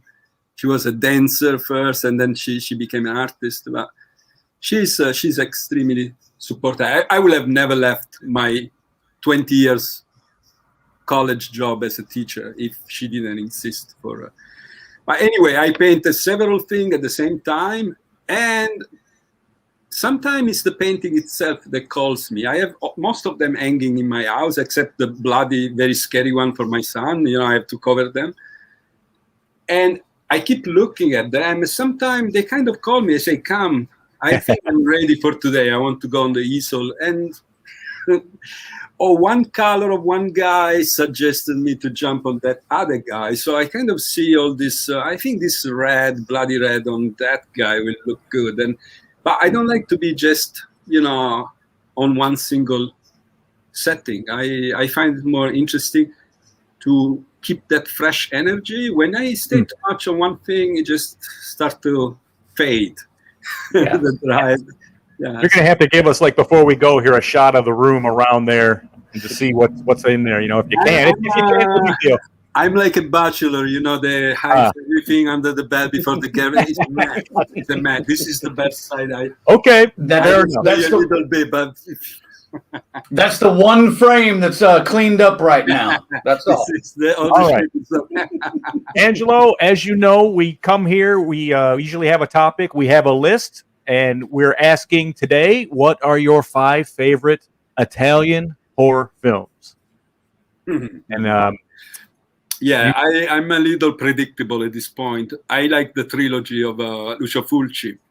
So, your favorite, The City of the of the Living Dead. I like The Beyond, and I really like also The House by the Cemetery. I like that particularly because, I'm sorry, Glenn, I like that in particular because it's like a fairy tale. It's a little gothic. It's a little magic. Those kids, even if we hate, the guy, I feel sorry for the kid. I don't hate him. They just put the wrong voice for Bob. Okay. But in the Italian version, it's a little better actually than the English one. But I like the trilogy, and then I like also. They have to be Italian, right? I like the Buio Omega, Joe D'Amato, Lucio Fulci, Joe D'Amato. They had some contact. Beyond the Darkness. Yes. The chopping. Yes. And then I like one that some people don't know, but it's kind of a interesting house. The House of the Laughing Window. Exactly. Yes. Yeah. We actually had one of the audience out there mentioned this before you came in, as he loves this movie. So you know what? Now, talking about inspiration, I started a painting about that with the 2 women, stabbing the guy and the mummified painter in the back. And I tossed it. I didn't like it because I was getting too narrative. There was not really that tension. The thing, it was too much of a rendition. So I throw it away. Then I start to sketch again. I was not happy. So it's in the back of my mind, but it's not ready. It's a very difficult painting. For some reason, it doesn't. But I like it because it's about a painter. Yeah. I feel the connection, the suffering, the guy, my color. So I feel that. And and then I like roughness. So that's why I like Fulci. I like the Joe D'Amato, and this. I like a little raw. I'm not too into modern, extremely special effect. Sorry, guys. There's not a whole lot of good horror being created these days. I don't know what it was about that time that was so magical and why everybody had such a, probably because of all the practical effects, honestly, I think. Because now everything is CGI and green screen, like you said, and it just doesn't hold up to the stuff that brought us into horror, in my opinion. That's what I think. I have an opinion. You know what? I think that internet in some way created some benefit about a lot of problems. Like people became, for me, the concept of time changed, where in the past, to become a good director, the daughter of Fulci put a photo of the father that is carrying something. I don't know if it's like a trash can or something. He's doing like the basic thing for another director. He's really doing what in Italy we call la gavetta. Gavetta is when you start like a military, you start from the bottom. You start to clean the ship or something. So people don't have that idea of time anymore, where things really needs to mature slowly. You have to gain them. Now everything has to be too fast. Even on internet, we are bombed all kind of images, and we are especially in America. I see very silly books on the subway. I see people like play guitar in a weekend, or how to become people just don't want to take the time as they used to. And I think it's a little this hysterical thing that is given by having right away, oh shit, I bought the stuff one day ago, it's not here yet, UPS, what the fuck. We used to wait. Right. So well, and how about television? I mean, we used to have to wait a week, to see what happened next in some of our favorite stories. Exactly. Now, with binge watching and Netflix and things like that, everything drops at once, and you can just watch an entire season in one sitting if you were that lazy and have enough snacks. But you lose also that sense that of anticipation, conquest. Yeah. Right. I used to travel to get some particular DVD, or I had to go because my little town didn't have this particular book that I needed for my... I was making a crazy thesis in philosophy about torture and medieval, how do you say, machine for prisoner. My thesis was about prison, how the old-fashioned prison was doing things on the body, and I used to travel, take train and travel all the way for many, many hours to get in the only library in Italy that had that particular Michel Foucault book on punishment. But now, you can just... There. It's even bad. It's, but it's even, I don't know. My wife used to collect jazz records, and she cried when Tower Records went down, and when and now it's easy, but it's not the same. She said it used to be you had to go there, you had to. I get it. I understand. I come from that same culture and everything where we had to go and wait for it and wait for the release, and once the release day came, you had to get in the car and search for it. Or if you did order it, it was going to be 6 weeks before it showed up through the mail back in those days. Or do you remember waiting in line overnight to get a band's new record at a record store? Metallica's Black Album and Alice in Chains' Dirt. Absolutely. Exactly. It's the same thing. People don't have to do that anymore. It's just like, oh, you got this automatically stuck onto your phone overnight. There you go. So, greetings. Guys, I'm going to show you a little bit of stuff just because I piled up. Please do. Okay, can I show you a little? When you do, though, I'd like you, if you have it handy, can we see what's coming my way, my fifth painting? I would love for you to show it if you could. Actually, it's right behind you. Oh, baby. Let me see. Let me get the full screen up here for you, sir. Okay, let me get through it. Okay, there is first some other stuff. So I'm finishing this guy here. This.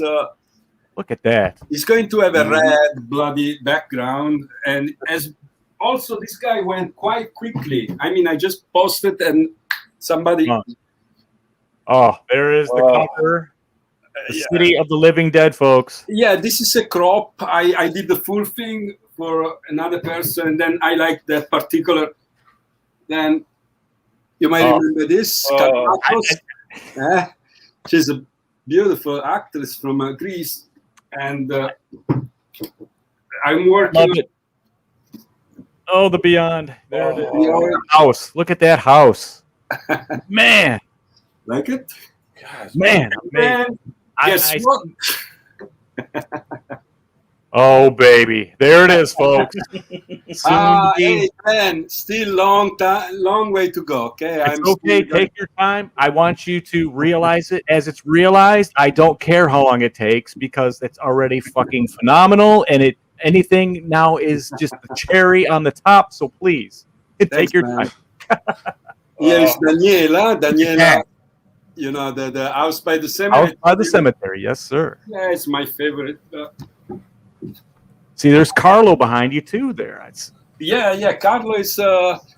This guy here is romantic. You see, with the sky looks brilliant there. Thanks. Yeah, that's. You see, I used to do so many landscapes, and they come in handy. So I did everything. I did anatomy. I did. Look at that. Demon. Oh, shit. See, I didn't even have any of these in the damn sizzle reel. There it is. Yeah.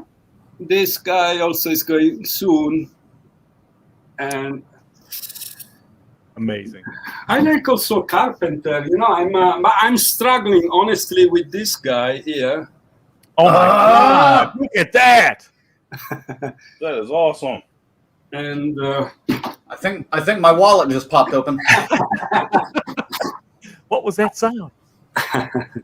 Cha-ching! This guy, you know, Creepshow. Oh, it's Pratt. It's Pratt. With all the little, you know, there is one here, little babies. Amazing. And then I have a few. I'm doing a big commission also for a movie. I show you a few more. These are no stretch, so I have to. Ah, yes. Oh man! Oh, damn! Look at that. Then I have Creepshow here. Holy shit! Creepshow. Old wooden head. Creepshow too. Yeah. Damn. Now, guys, these are not finished. These are. This guy also. The fucking book. Look at that. Oh, we may have to talk on that one. I have another Evil Dead also they did right between New Year's Eve and the last of the year. Is this guy? The other Scotty. Look at that. See, that actually does some justice to that claymation nonsense they had in that movie. Then here there is the other guy, you know, from Italy. I don't put it on the same, level of Fulci. Fulci is my favorite. But Argento. Dario Argento. Yeah. But in Italy, they divide in Argento and Fulci guy. I'm a Fulci. 100%. Yeah. Trust. I'm a Fulci guy myself. We appreciate. Oh my God. Angela. He's always a big hit. So people keep asking for. Oh yes, I get it. Oh, there you go. Oh. But Ted Danson never looked better. Wow. Hey, Ted Danson's not a bad-looking guy. No. Then Lori, she actually wrote to me this. Lori Cardille, she liked this. Yeah, Day of the Dead. I didn't finish it, but she's a fan. She writes.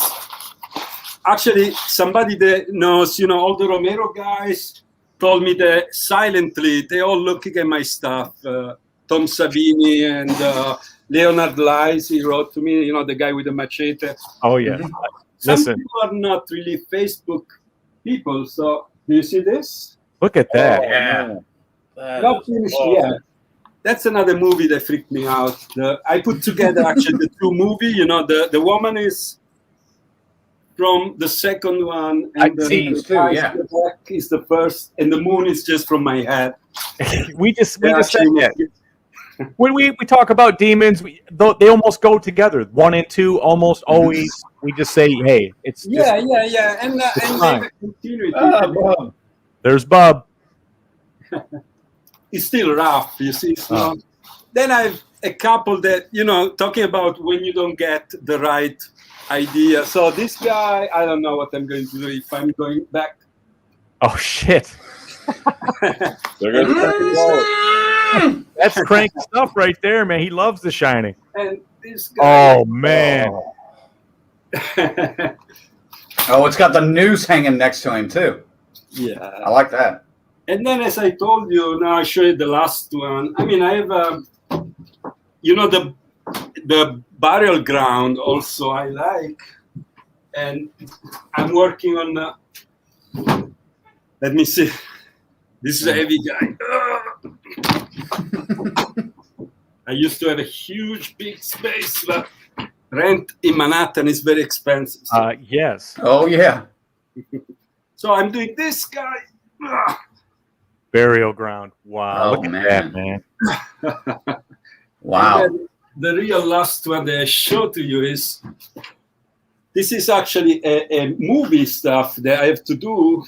Let me see if I can pick it. It's quite big. This thing's gigantic. I've seen this one already. It's heavy also. Look at that back there. So, Fucking animator. Uh-oh. Look at that. This is an independent movie coming out soon. He's doing the poster for. yeah. Nice. The movie is about, what's his name? Ed Gein, right? Ed Gein. Dean? So that's the mother. She apparently screwed his brain a little bit, and he started to chop gears. And so anyway, that's the big commission for Robert. Very nice. From Pittsburgh. I have a lot of people from Pittsburgh. I don't know why. I maybe should move there. Well, that's your Romero camp is all based over there in Pittsburgh. So yeah. all the Romero guys. Yeah. And rent might be a little cheaper over there. Yeah. Actually, it's a nice city. I was really, but it's not a good time. This is very difficult for yeah. I'm getting a little tired about this. I don't know about you guys, but Oh yeah. right? Yeah. Let me ask you a question. Have you done any public shows? I know you've only been doing this now for a year, and it's been during a pandemic. But is that like a goal that you're looking for, to get some of your stuff into a gallery for a big show over a weekend? No, with the horror. I have a gallery in New York for my landscape. I have two websites: the Tamed landscape, cute stuff. So there is a collector in Canada that buys big landscape of mine, and sometimes through the gallery, sometimes they buy directly. And I used to have some other show when I was doing abstract at the Lincoln Center. I had a show. Then in France, when I made this scholarship, that. But no with horror, no, never. Okay. Never. Well, I was just thinking maybe that's something. I'm always looking for ways to partner up with people and things like this. So maybe we could Somebody wished I was the teacher. Yeah, okay. Yes. Okay, Patricia. He might be for hire. Who knows? You speak Italian because he teaches online. I'm very bad with grading. You will get a lot of D from me. Huh? What if we put a gallery tour together with Angelo and just put him on the road for a few weeks, where he hit a different place every couple of days? We had talked a little bit. I mentioned like the horror cons. I just said, man, you would do.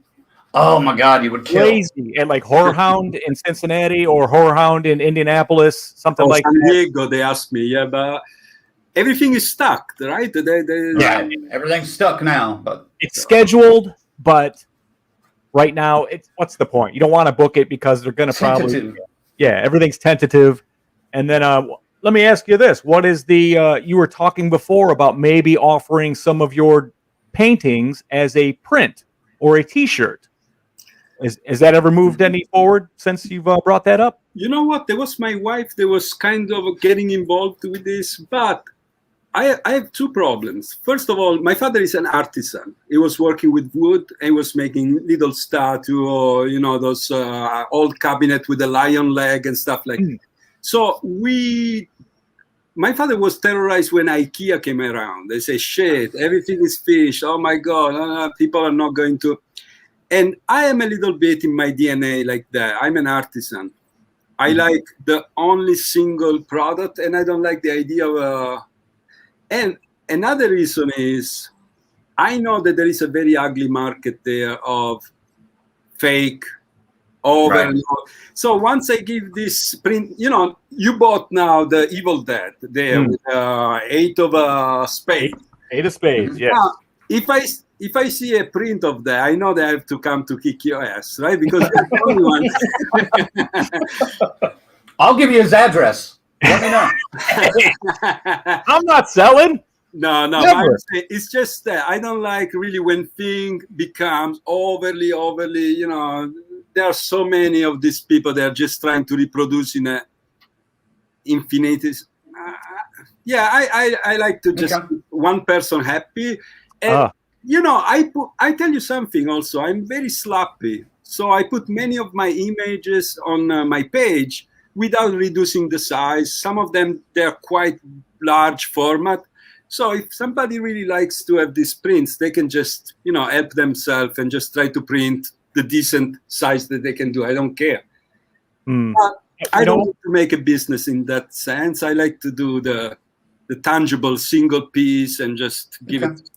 Hey, it makes me happy. I mean, although I have to go on record and say I would have no problem if it ever turned and you said, listen, we want to go ahead and do this. I would, please, go right ahead. But hearing that these are just exclusively mine, makes me feel pretty good too. Gives me some flutter in the stomach. I like it. Maybe guys, maybe one day, I'm considering. I mean, I'm taking nice photo.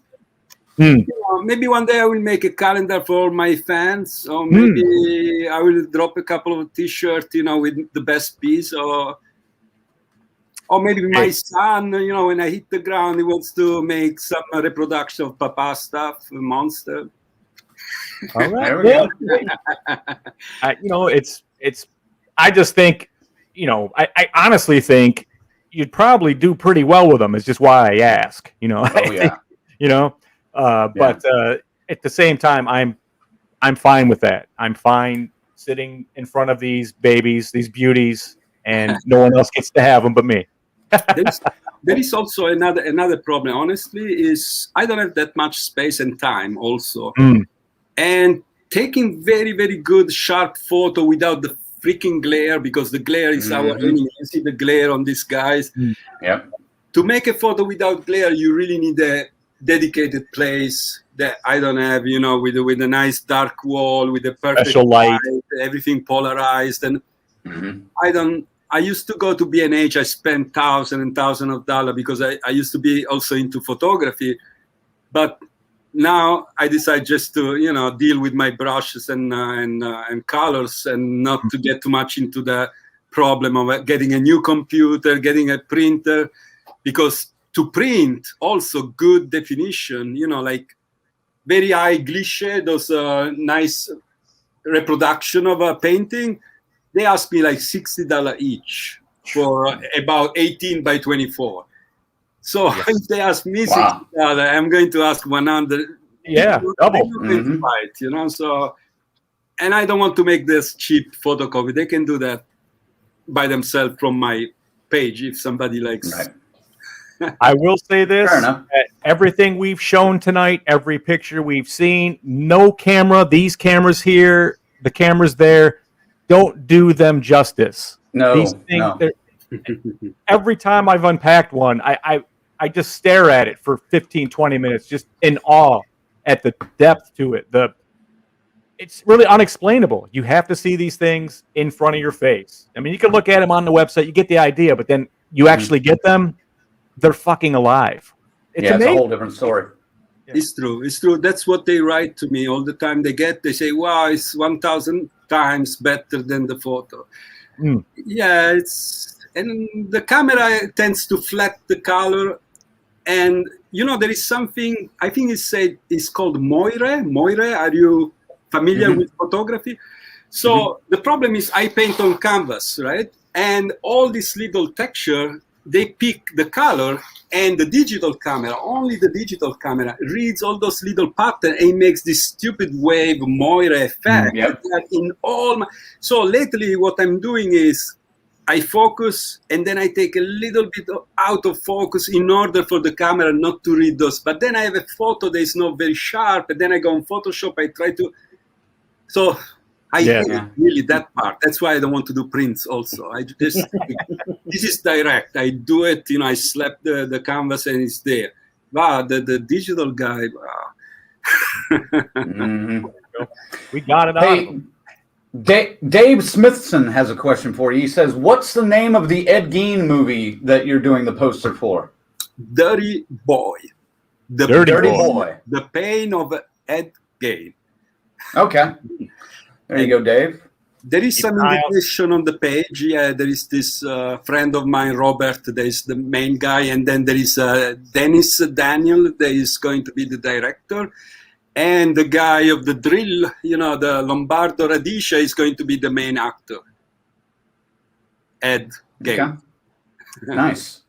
Nice. Boy, that guy. Well, I mean, I don't know. I've never had a lampshade made out of human flesh. Maybe I'm missing out. I don't know. You haven't? Oh, I thought that was a normal thing in Michigan. For God's sakes. No? Okay. Well, we better let Angelo go. He's got some painting to do. Ick says a lot of us share the links to your art. Hopefully that helps get you some sales. Fantastic. Thank you. And really, I really want to thank all the people, all the support, not just the buyer. Honestly, I don't do this for becoming rich. I'm just trying to, spread as many as I can because I really enjoy the feedback. Mm-hmm. When I see the photo, of these people holding my painting and say how much they love it, it makes me happy. That's the main thing. I don't miss really those guys, those big hedge fund guys with those visiting the studio, those big bucks. They didn't give me any of this feedback. It was cold. Mm-hmm. I thought some of them, they were investing maybe to resell it or something. But with these guys like me, it's different. They're really happy. I have kids. They are, paying me $50 at the time over 1 year period because they really want the painting. They cannot. And I'm trying to shrink as much as I can, just to don't make my wife getting a divorce because I'm giving it for free and paying. Don't do that. Nope. But the joy, really, I feel lucky. I have many fellow painters. They are doing very bad. This is not easy. The art market is not that good. And I feel really blessed. I mean, really, every day there are people writing me and encouraging me and telling me how much, they're happy at watching my stuff. And this is great. So thank you all, guys. Yeah, really, man. Here, let me get your... I got your address.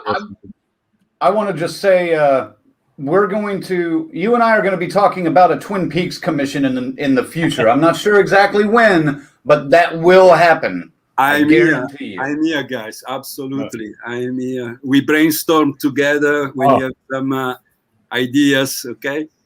I've got an idea. I just got to know I can pony up the bucks every Don't month worry or on so. that. I'm very, very democratic and flexible. These guys have heard. I've been telling them about how we've handled things, and yeah, it's great. And I'm happy that now we've got the Father Thomas thing working out.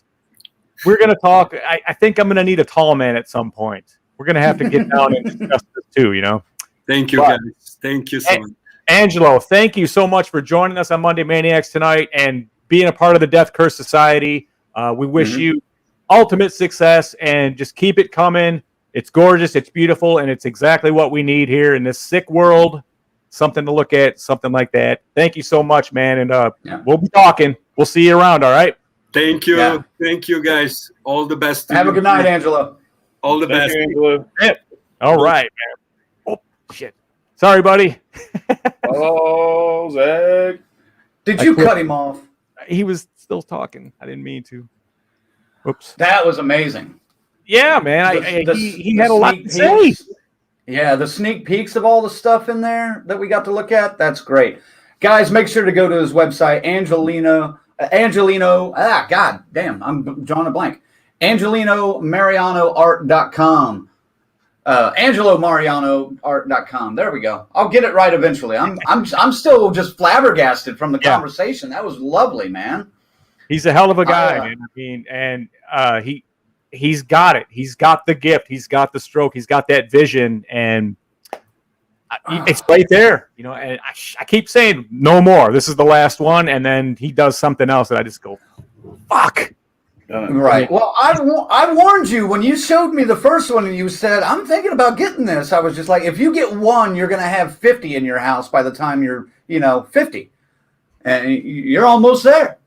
It's great, man. I love it, and it complements the set here.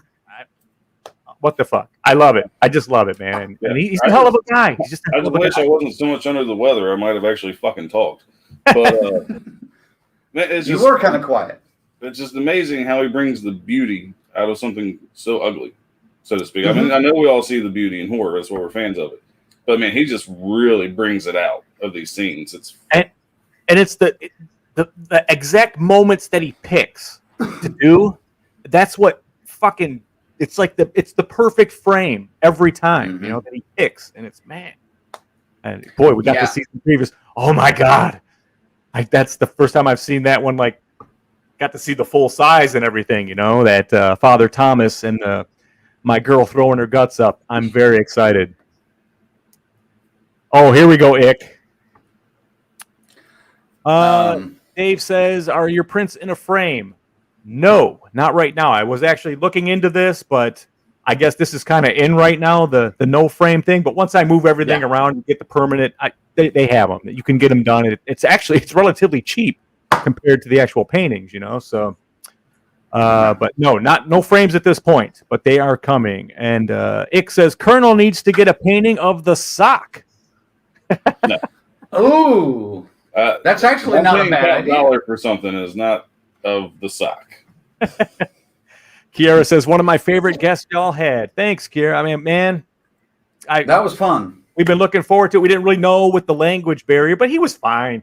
I think he was fine. He was fine. I think he was. I mean, he spoke English very well. I mean, I just wish he wasn't so nervous. It seemed like once he got comfortable, we opened up. Yeah. And also keep in mind, he lives in New York. People in New York are assholes. So he probably deals with a lot of people that are just like, what are you trying to say, dick? You know, up there all the time, you know. So we're nice. Corey's a fellow collector. He says Twin Peaks idea sounds awesome. I'm looking forward to an Argento opera commission.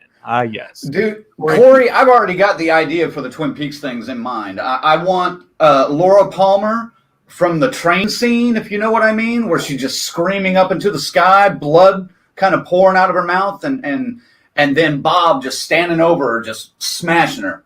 And then another kind of almost a silhouette, or not a silhouette, but an overlay of Bob laughing in the corner. I've got it in my head, and I know exactly how I kind of would like it to aesthetically look, but I want him to draw that so fucking bad. I just need to find a few $100. Man, the Nosferatu painting, I'm not going to lie, I died a little bit inside when he said it was already sold. I knew it was going to be, but I saw that when he posted it, and I'm like, oh. Well, he did. Colonel was like, he posted his hand up with the tape on it. He's like, what do you think? He's like, I need this for reference, and then boom, there it is. I was like, oh. Like, I like Nosferatu. BK said, I like it. Killer interview. I was like, thanks, BK. The guy had stories for fucking days, man. Oh yeah, I heard people talking earlier that were like, man, I could listen to this guy for days, you know, and he was freaking awesome. Needs to come back, according to Ick, anytime. Corey is like hell to the he loves your depiction there, dude. I think that'd be fucking sweet. Dave says once again, I better start Twin Peaks. You better. Don't give him the satisfaction of knowing you watched it. Please do. God. I have over Tyrone. I do have a list. Right. But before you get to your list, I do want to say, I want to pursue, maybe not right now, and after pandemic is done, I want to pursue a Death Curse Society presents Angelo Mariano at galleries across the United States. I want to do that. I will make fucking phone calls and set that up. I want to do it. Angelo says, thank you guys. And he's just, you see what I'm saying? This guy's just a hell of a guy. He is. He's a sweet guy. All right. Sorry. Get to your list. I didn't mean to butt in. Thanks for having Angelo on and doing something different. That's the idea. Trying not to, do the same stuff as everybody else. And boy, that was cool. That was really different. That was cool. And I loved that he's so against Prince. Because let's be honest, if he made Prince, he would make a killing at these cons. Yeah. It really the way he does it is perfect. It makes it special. So I agree, but I also agree with, like, you know what? Everyone's getting these prints. I got the fucking OG. It makes me feel a little more special too. You know what I mean? So it goes both ways. Like you said, the print's not going to show what the canvas shows. No. It is not. I was happy on the inside, and not even owning one of his paintings, knowing that you own it. You own it. No one I else. own it. Nah, I get that, but do what? You want the posters? Yeah, push buttons for me. Or I can just read them, I guess. It don't matter. No, I got you. Okay. Let me get to that section. I just, I had thoughts and stuff. I actually put some fucking time in this thing, and here we are 4 minutes from signing off.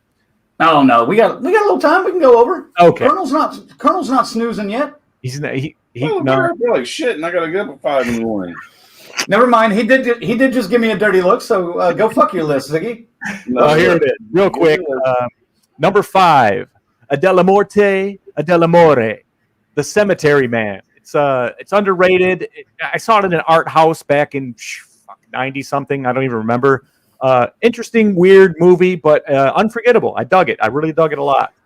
Don't you dare start talking Italian on all these, okay? God damn it. I can't do that. That's the only one that I actually had the Italian name attached. Okay. Number 4 is Zombie 2, because I call it Zombie 2 because that's what they did in things. It's Zombie Flesh Eater, Zombie 2. We've been down a road 100 times. We all know what it is. Number 3, Mario Bava's A Bay of Blood. Clearly inspired the first couple of Friday the 13th movies, at least some of the gags involved. Big time. And for that, it's great. It needs to be on the list for Italian splatter and gore and stuff like that. Number 2, I couldn't get down with Colonel Witzway. It's The Beyond. Yes, I got the show there. Number 2. It's number 2 because you can't beat the champ.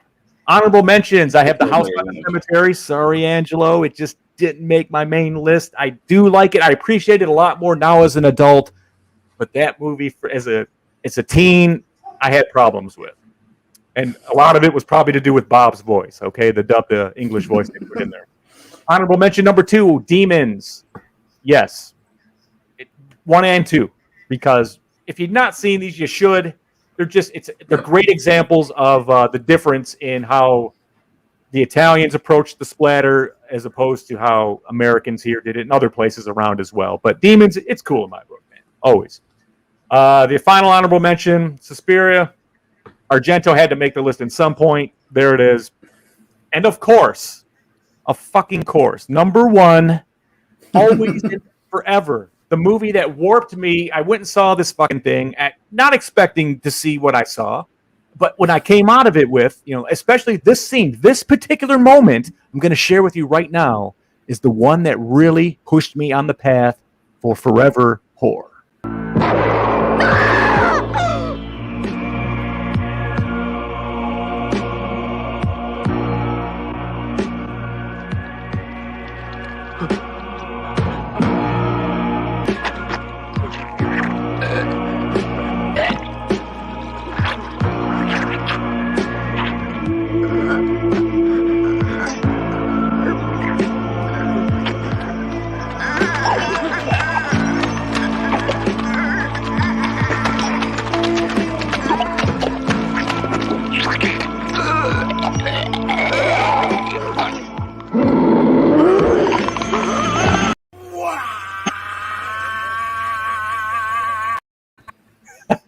Sorry, that part wasn't part of it, but that fucking scene. Damn it!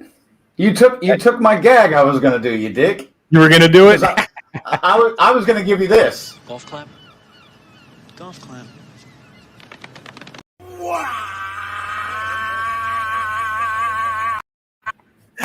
Man, I really wish I would have re-uploaded my skit I did with that scene as well.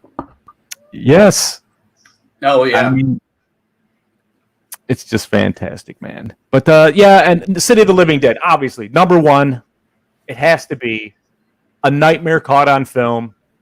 My favorite Fulci. I saw Zombie in the theater. I saw this in the theater, and this one, to this day, the music, the atmosphere, everything about it. It's totally worth it. It is when I think of Italian horror, this is the one that pops first and foremost right in the front of my head. So there it is, my list. I already got my clap. So yeah, Good list. Even more. Say Living Dead number 2 when it comes to Italian horror. Everybody knows The Beyond's number 1. I'm kind of surprised you didn't rank it. Well, I'm kind of surprised Zombie wasn't closer to your top.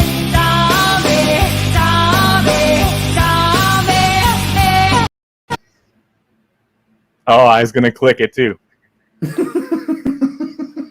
Beat me to it. God damn it! I do love Zombie. I mean, shit. The eyeball scene, the splinter in the eye, the feast that was depicted in Mr. Mariano's painting. You know, that shit is. You know, that even zombies. I mean, they called them. You know, Fulci was like, the cake, the flake cake guys, bring them in. You know, but they look good. They look like good zombies, man. And then the conquistadors, come on, the whole thing, fantastic. For me, Zombie, the special effects and makeups, all fucking great. It's just the story is what keeps it in the middle of the pack for me. It's just it drags. Yeah, that's being nice at times, but it's a cohesive story. Is why I'm okay with it. You know, it's still. As boring as it gets, when it does finally take off, you do get to the destination, you know? It does deliver. Just barely. Fair enough. Wow. What a night, man. All right. That was fun. Let me do some wrap up, some business here. I want to thank our members real quick. Thank you to Chris Faze, Lorena Faze, Christy Hart Hoy, Luke Knutson, and Tyrone Swigert. They are all final girls and guys. You too can become a member. Visit deathcursesociety.com. and learn how to do that. Also, make sure to subscribe to us on Facebook, Instagram, and Twitter, YouTube, and Twitch. You can get us on all of those platforms and maybe more. You can look for us in podcast. We're also available on Spotify, Anchor, Breaker, all these other places. Look around, you'll find us. And while you are at deathcursesociety.com, you can check out our latest shirt that is available now. The unofficial Smiths Grove School of Driving t-shirt, which explains and finally solves the mystery. Where did Michael Myers learn to drive? Well, not only was it a sanitarium, it was a school of driving. Getting drivers in shape since 1978. Available at deathcursesociety.com exclusively. He did drive very well. He was doing very well last night. Last night, it was, yes. Now. That's all I got. Thank you guys for watching. Hold on a minute. Whoa. Oh, yeah. Yeah, I got something before we sign off here. Go ahead, Crank. Say something else. Very good.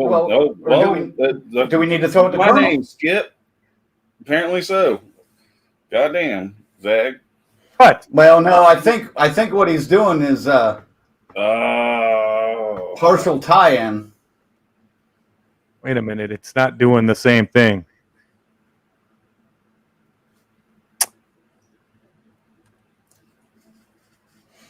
Colonel, go ahead and start your stuff.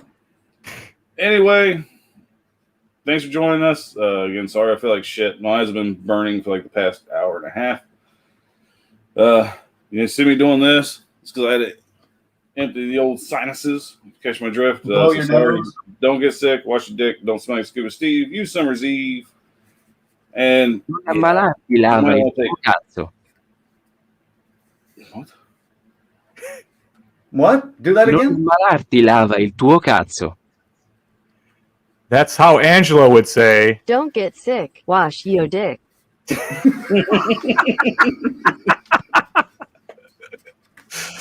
Yeah. Oh, God. Yeah, so there you go. All right, man. Well, that was fucking sick. Everybody's got the thing. You saw the good stuff on the website. Get yourself a Smiths Grove driving school t-shirt while you can. And next week, guys, what are we doing? Top 5 of 1974. Ooh. That's going to be fun. We haven't been to the 70s in a couple of months, man. So, well, we've had weird topics come up and guests come up. So, and we're going to keep bringing those to you anytime we can. shit, somebody, send them our way. We'll figure something out. But we're gonna be getting our members to join us too for some top 5 lists here real soon too. You members, watch your emails, and we're gonna start getting some schedules. Get your lists together for particular topics because you're gonna come on and join us for those segments. It's coming. Watch your email.